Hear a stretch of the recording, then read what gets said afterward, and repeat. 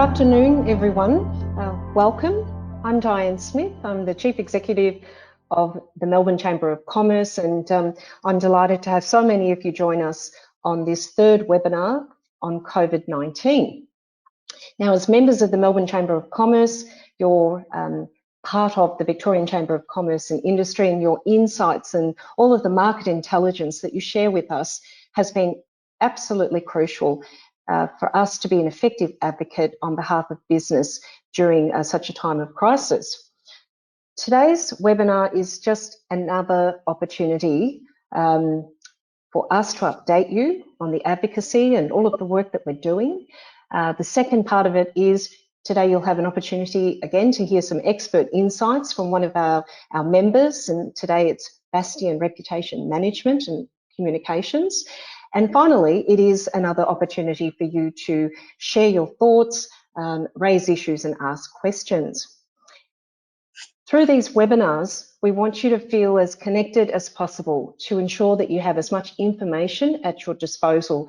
It's a time of uncertainty, and as I heard this morning, the best antidote to uncertainty is policy, strategy and planning. And so we hope that a lot of these insights help you in that process. In the Melbourne Chamber team, I can assure you, on behalf of Troy, Daniel and Lucy, we feel so privileged to hear from leaders in our member businesses about how you're adapting, how you're responding. And we do this regularly, but we would very much like to share this information with the broader group. So in a moment, I'm going to hand over to Paul Guerra. Paul's the Chief Executive of the Victorian Chamber of Commerce and Industry, and he'll provide an advocacy update. And I'm sure you've seen Paul. He's been very prominent in media, representing business. He's done an excellent job, and it's remarkable to think that Paul has been the CEO of the Victorian Chamber for just over 2 months. And following Paul, we crossed to one of our members, Bastion Reputation Management, where the CEO, Clare Gleghorn, will present on communicating in times of crisis. And there won't be a member business out there that doesn't want to perfect and improve the way that you communicate, be it to customers, be it to stakeholders or to staff. You just must get the messages right, and it's even more crucial in a time such as this that we're all experiencing. After the 2 speakers, we'll have some time for Q&A, and that'll be at about 2:20. And I just wanted to say there is a really great mix of members on the line today, and we should be having about 60 all up, but we've got people representing manufacturers, universities, TAFEs, aged and disability care, recruitment, conventions, technology, transport, logistics and parks. So great to have all of you on. I would now like to invite Paul Guerra to say a few words on behalf of the Chamber's advocacy and other activities. Over to you, Paul. Thanks, Di. Can you hear me? I can. Yep. Okay, great. Welcome, everybody, and thanks for giving up your time. I thought I might just take you through a little bit about what we've been doing and then a bit about what we're going to do next. And I'd actually love your feedback on what we're going to do next, because it's probably a little edgy in terms of where we've been previously. So the last part of what we believe the packages will be came with the rental announcement yesterday. And if you haven't caught up with that, again, jump on the website and you'll be able to download pieces in and around that. The other thing that we'll be releasing in the next couple of days is a brilliant guide that the Australian Chamber has put together in relation to JobKeeper. It's very comprehensive. I'm halfway through reading it at the moment, so as soon as I've read that, it'll be right to go from there. But it's got a heap of detail in there. Our advocacy has really been around listening to the questions, particularly in relation to JobKeeper, and then on behalf of individual members, we've been making representation back to Treasury in the lead up to JobKeeper being legislated. And we'll continue that engagement for anyone that feels that their business or parts of their business have been unfairly treated. Please get in touch with us, and we'll continue to provide that advocacy in there. We've got really strong and active relationships with Tim Pallas, with Martin Pacula and Adam Somyurak. And as you'll recognise, they're three of the key influences in terms of business, particularly for Victoria. But obviously Tim has a strong input up to Canberra through Josh. But both Martin and Tim sit on the Premier's emergency cabinet as well. So we've got really good access in there. And the communication that I'm hearing back from all three of them is really simple. They want to make sure that business survives this period, which is great. And they're open to ideas in terms of what we may be hearing either directly or back through members like yourselves, and we're happy to push that up as well. Where we're about to move to will be a really strong push to get business going again. We are okay with the emergency cabinet or the emergency provisions in place on May 11th, but we want to see the flag come down on May 12th. And you'll see us being really strong about this. We will not be irresponsible because there's a number of things that need to be factored in. But the fact is the construction industry is up and working. Now, there are things clearly that have been put in place with the construction industry that has enabled that to continue to operate, and we think that's fantastic. We think it's great that at least one part of industry is able to keep going. And clearly there's some operating requirements that they have that they've been able to meet to ensure that that industry can keep going. It's our view that we cannot allow the debt position either with the state or the country get out to the levels that is predicted. IMF have made some estimates around not only what that would be, but in terms of what our unemployment could be. We are very concerned about the length of time this lockdown, this business state that we're in at the moment will take, and therefore for the ability of businesses to make it through. But probably even more important, for the state of Victoria and its businesses to bounce back. And we want to see this period shortened. I get it's a balance between the health and lives lost and getting business back to work. But the fact is we're going at this okay. The isolation policies that have been in place have been fabulous. We've locked the borders now. So the only way that the virus can transmit is through community transmission, and I think we're starting to see the benefit of people following the rules. We believe that can then be parlayed into a business sense as well. There'd need to be appropriate testing, there'd need to be appropriate measures taken so that employees feel comfortable that they're able to come back to work and for business to get up and going again. But we think between now and May 12th, there's enough time for businesses to come together to say, yes, these are the rules of the road. There should be the tension, and I'm not trying to undermine, and we won't try and undermine the medical fraternity, but the fact is that the vaccine is it's 12 months away. We cannot wait 12 months until we're absolutely crystal clear that we can go back to work. So we need something in between that. So you'll start to see us move really hard and definitive into that space. We need to do it for the benefit of not only your business, but all businesses across Victoria. And we believe there is a way that we can get that done as well. So towards the end of the session, I'd love to pick up what people's thoughts are in and around on that part. I'll hand it back to you. Thanks very much, Paul. And that's really helpful for everyone to understand where we're up to. Clearly, there's a sense of urgency and intensity entering into this position at this point. And just to remind you, everyone, Paul will be here till the end of this webinar. So now I'd like to cross to Clare Gleghorn, and Claire's going to be talking about communications in times of crisis. So over to you, Clare. Thanks, Di. Just checking you can hear me okay? Yes. I can hear you loud and clear. Fantastic. Perfect.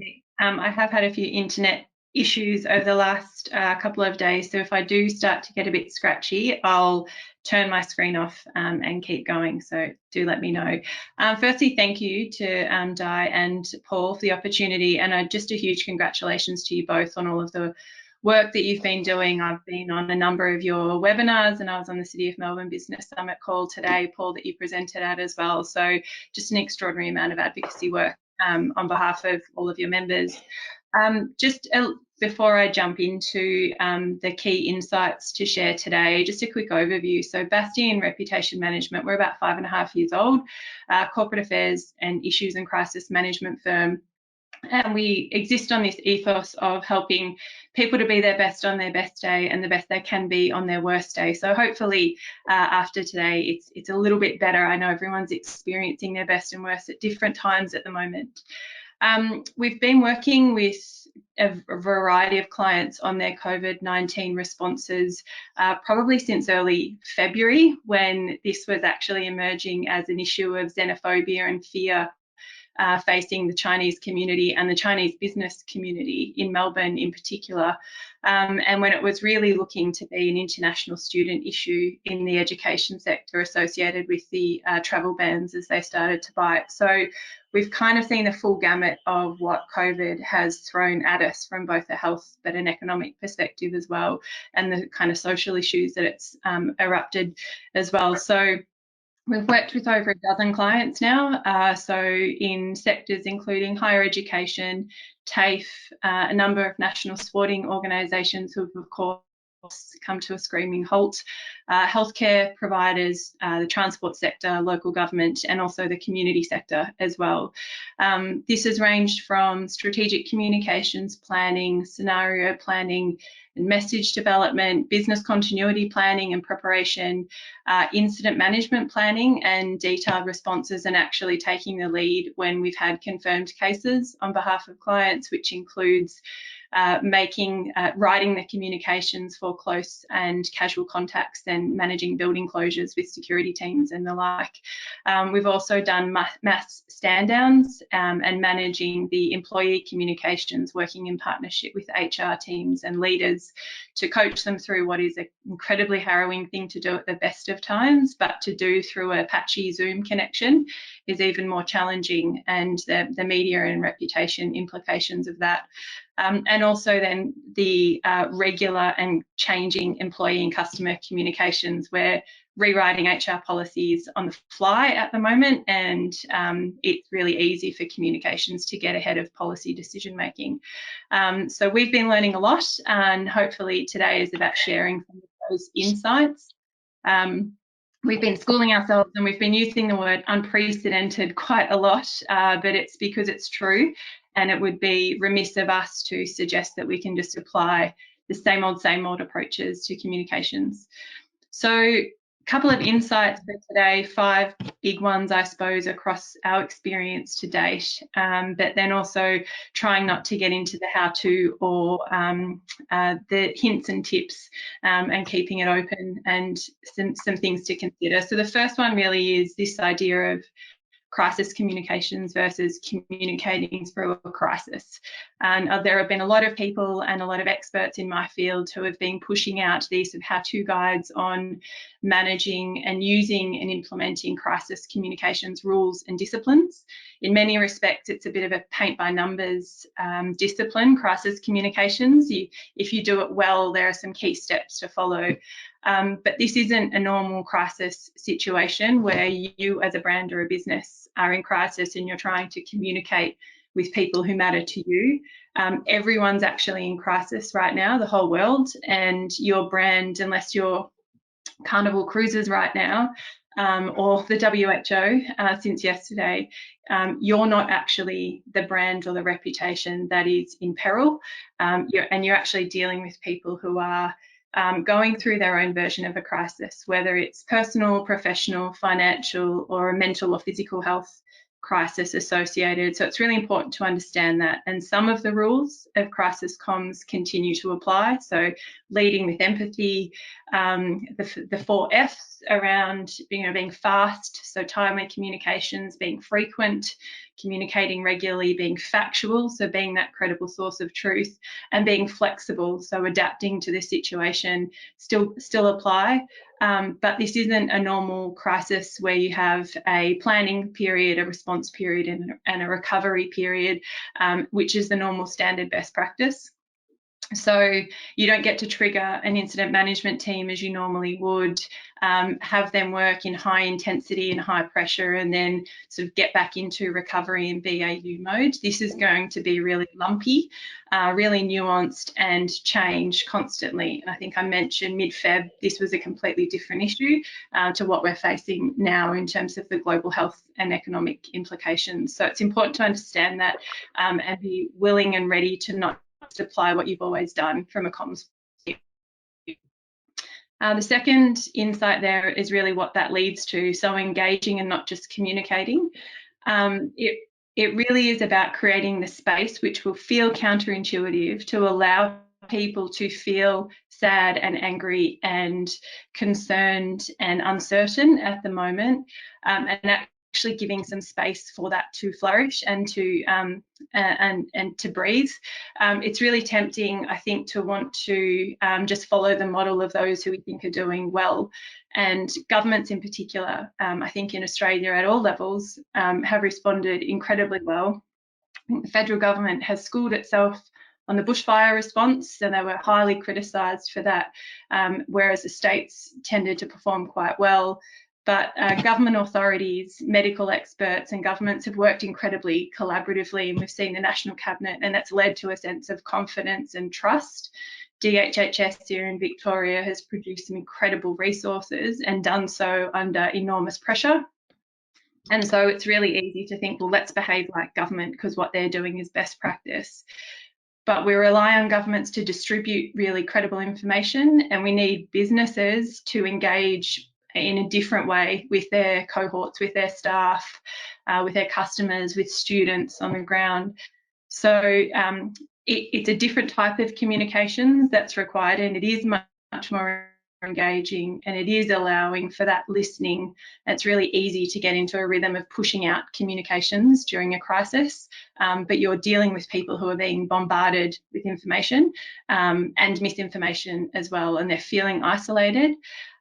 Our sister agency, Bastion Insights and Stable Research, have a large cohort of people who they're engaging with, and the interest rate in wanting to participate in research is really high right now. So people want to contribute, they've got things to say, they want to be heard, and so allowing that space and allowing that ability to let people air that directly back to you is really important, because if you don't and you want to wrap it up in a bow and come up with perfect solutions the whole time, you potentially wedge yourself in decisions that might change down the track, but you also push people to want to complain in other platforms, and it becomes difficult for you to track that.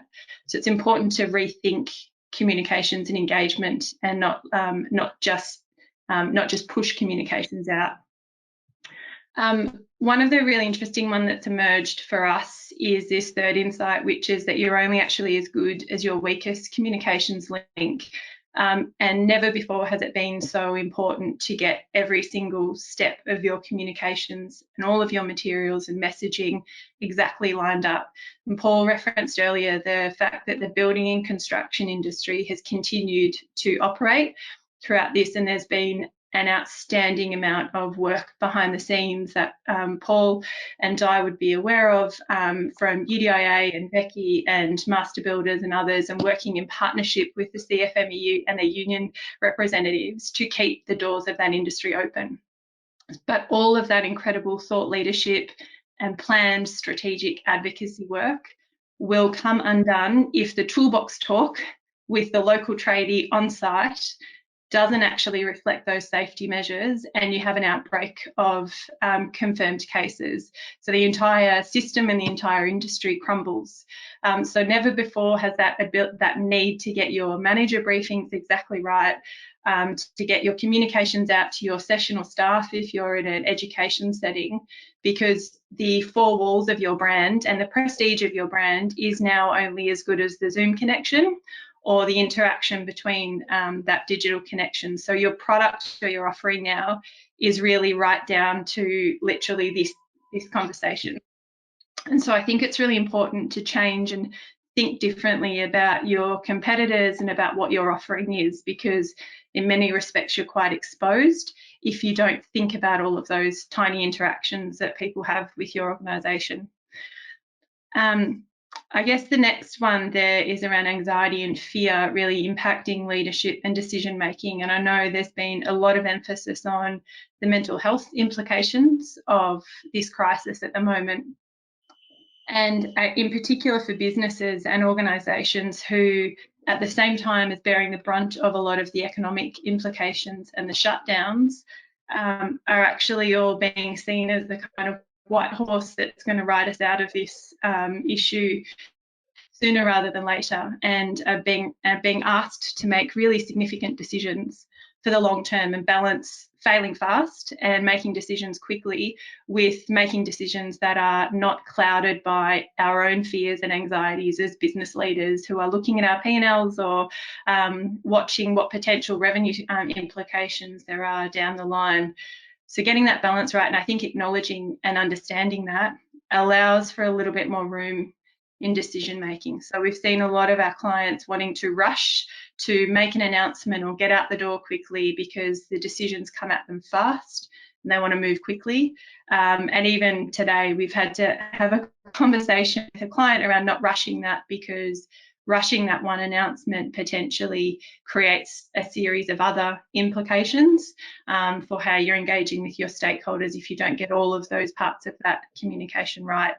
So acknowledging that, and also acknowledging that the way your message is landing with people now is quite different. So that if your normal way in which you measure sentiment, measure the way the inputs you have to your normal decision making and your normal advisory, thinking differently about how you're measuring, how your information and how your business decisions are landing is really important, because people might be overly sensitive and engaged to you, or they might be silent and you assume that your message has landed really well, but actually just they're in 4 other forums and looking at TikTok videos and are otherwise distracted because they're angry at someone else more right now than they are at you. It's really important to ensure that you're measuring your customer sentiment, your staff sentiment in different ways, which gets back to that idea of creating the space to engage and not being afraid to let people, I guess, complain back to you, because you need to hear that feedback and you need to be willing to give it airtime. And which I guess leads me to the 5th point, which is really around not getting stuck on autopilot. So there has been such a significant shift to set up a lot of communications channels that are able to pump out really detailed, complex, ever-changing information, particularly in light of JobKeeper and stand downs and new rules that are being rewritten constantly.